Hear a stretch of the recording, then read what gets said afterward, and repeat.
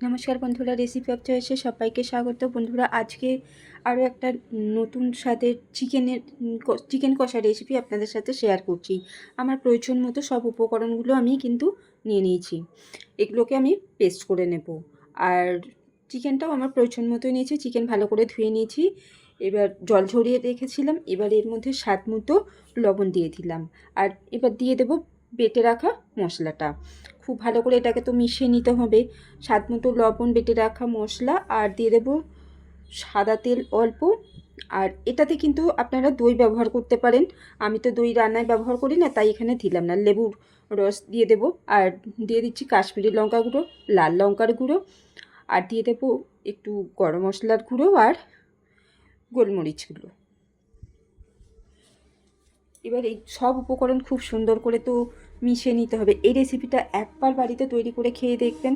এটা খেতে কিন্তু ভীষণই সুস্বাদু। আমি তৈরি করেছি বলে বলছি না, সত্যিই ভীষণই সুস্বাদু, টেস্টি একটা রেসিপি। ভালো করে মেখে নেওয়া হয়ে গেছে। এবার এটাকে আমি আধ ঘন্টার জন্য রেস্টে রাখবো। আর এদিকে আমি একটু 1 টেবিল চামচ বাসমতি চাল ভিজিয়ে নিলাম। মাংসের পরিমাণ যেরকম হবে সেই পরিমাণ অনুযায়ী কম বা বেশি নিতে হবে। ভিজিয়ে রাখলাম। আর এদিকে আমি রান্নাটা তো কুকারে তৈরি করব, আপনারা চাইলে কড়াতেও করতে পারেন। কুকার বসিয়ে দিয়েছি। আর দিয়েছি এখানে সাদা তেল দিয়েছি। আর দিয়ে দিলাম ফোড়নে একটা শুকনো লঙ্কা, তেজপাতা, আর দারচিনি, এলাচ, গোলমরিচ, লবঙ্গ। এই মশলাগুলো ভাজা হয়ে গেলে গোটা জিরেও দিয়েছি। তো ভাজার যে একটা সুন্দর গন্ধ আসে, তো সেই গন্ধ চলে আসার পরে এখানে কিন্তু আমি একটা মিডিয়াম সাইজের পেঁয়াজ সরু সরু করে কুচিয়ে নিয়েছি, সেটার মধ্যে দিয়ে দিলাম। এটাকেও কিন্তু খুব সুন্দর করে লাল করে ভেজে নিতে হবে। আর একটা মাঝারি সাইজের টমেটো নিয়েছি, টমেটোটাকেও আমি কুচো করে নিয়েছি, ছোটো ছোটো টুকরো করে নিয়েছি, সেটাকেও এর মধ্যে দিয়ে দেবো। এবার টমেটোগুলো ভালো করে মিশিয়ে নিতে হবে। আর টমেটোগুলো একটু নরম হয়ে গেলে তারপরে আমি এর মধ্যে দিয়ে দেবো চিকেনটা দিয়েও কিন্তু এবার মিডিয়াম আঁচে খুব সুন্দর করে এটাকে কষিয়ে নিতে হবে। যতক্ষণ না এটা একেবারে শুকনো শুকনো হয়ে আসছে ততক্ষণ এটাকে মিডিয়াম আঁচে কষিয়ে নিতে হবে। খুব সুন্দর করে কষিয়ে নেওয়ার পর আমি কিন্তু এখানে দুটো ছোটো সাইজের আলু এর মধ্যে দিয়ে দেব।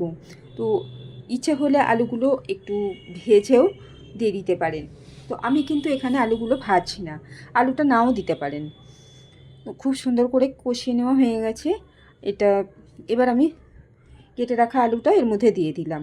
দিয়ে আর যে মশলা বাটা যে জলটা আছে সেই জলটা দেবো, আর একটুখানি জল দেবো। এটা তো গ্রেভিটা যেরকম হবে সেই অনুযায়ী নিজের পছন্দ মতো তো গ্রেভিটা রাখবো, সেই অনুযায়ী আমি এখানে জলটা দিলাম। আর ঝালটা তো নিজের পছন্দ মতোই দিতে হয়। আর যে আমি গোবিন্দভোগ চালটা ভিজিয়ে রেখেছিলাম, তার সাথে আমি এখানে কয়েকটা কাজু বাদাম নিয়েছি আর জাফরান নিয়েছি, এটাকেও ভালো করে পেস্ট করে নিয়েছি। তারপরে আমি এখানে কিন্তু 4 টেবিল চামচ পাউডার দুধ নিয়ে নিয়েছি। এটা লিকুইড দুধ দিয়েও কিন্তু করা যায়। আমি পাউডার দুধ দিয়ে ভালো করে ওটাকে মিশিয়ে নিয়ে আর এদিকে তো আমি 5টা সিটি দিয়ে বসিয়ে রেখেছিলাম। কুকারের ঢাকনা খুলে তারপরে এই পেস্টটা এর মধ্যে মিশিয়ে দেবো। খুব ভালো করে মিশিয়ে দেবো। এটা কিন্তু ফোটানোর কোনো দরকার নেই। খুব সুন্দর করে এটাকে মিশিয়ে নিয়ে গ্যাসটা বন্ধ করে দেবেন।